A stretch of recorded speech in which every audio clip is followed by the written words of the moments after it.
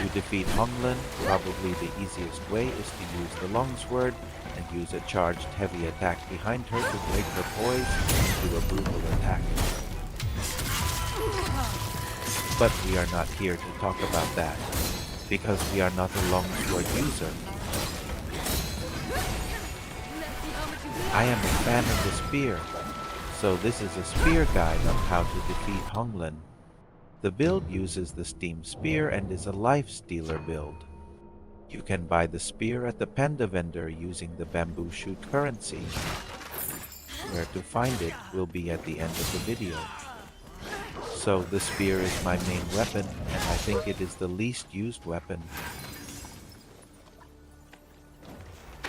The spear has the best melee range among all weapons. It is slow and the heavy attack really is useless on its own, but we can fix that later on. Here is a quick overview of the build setup for the armors.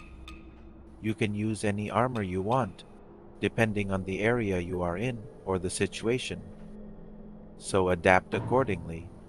But for the Honglan Bossfight, use physical damage mitigation armors as she hits like a truck.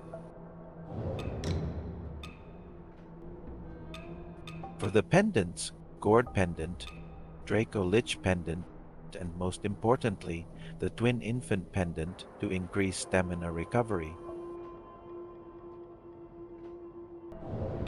We don't use spells, so you can ignore this part for the meantime. For the weapon benedictions, Oath, She Rising Defense, Memory, Backstab Rejuvenation for more lifesteal, and Wisdom, Way to make the steam chain more effective.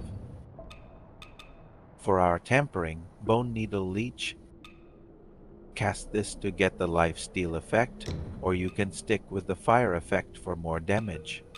Shadow Stone Needle, Strength, and Shadow Stone Needle, Agility, both stats benefits the spear.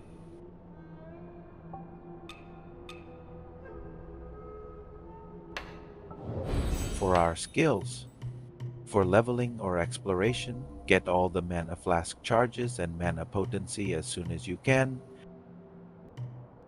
You can ignore everything else, and once you unlock Temperance, go directly and open up Bone Needle Leech.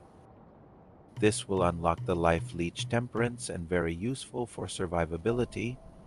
Later on, get Skyborn Call to increase Skyborn stacks to a maximum of 4. Or, if you are at a lower level, you can pass on it for the meantime. Now, for the Spear skill tree, target these nodes with 5 stat points, while getting these important Spear skill nodes and Spear masteries.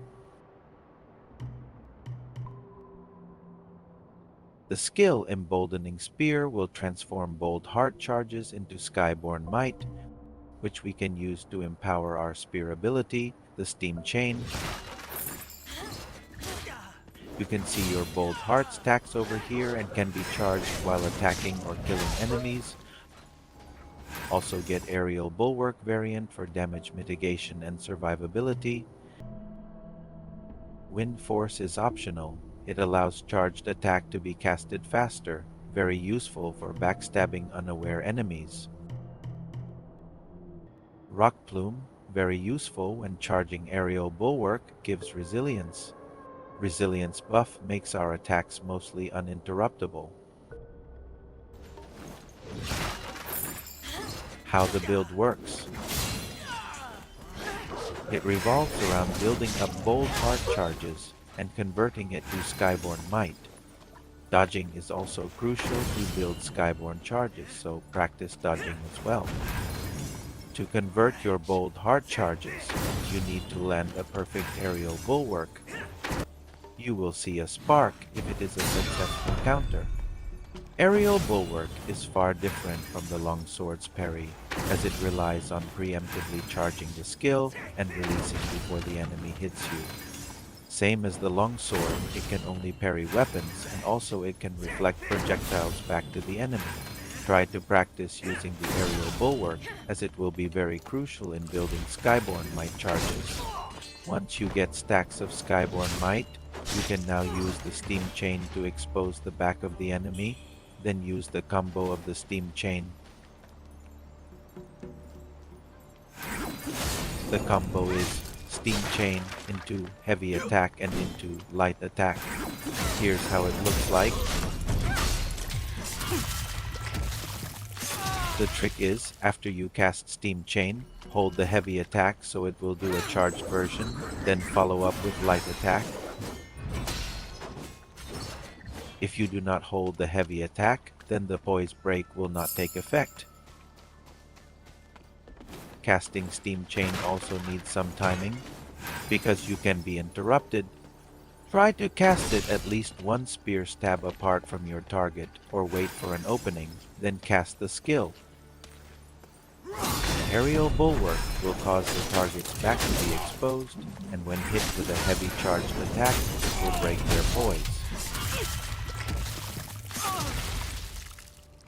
In facing Honglan, before entering the arena, try to kill some trash mobs to build up some bold heart might. On phase 1, just try to keep your distance from her and prepare to counter with Aerial Bulwark.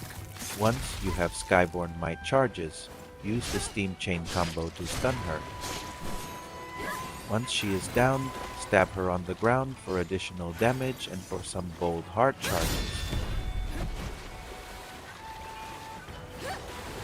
On the second phase, it is harder to counter with Aerial Bulwark since she now uses magic spells and is more aggressive, so be careful trying to counter.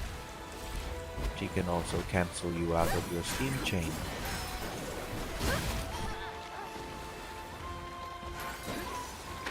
Try to dodge and find an opportunity to lend Steam Chain and do not use without Skyborn Might charges. Thanks! And here's how I defeated her with the spear.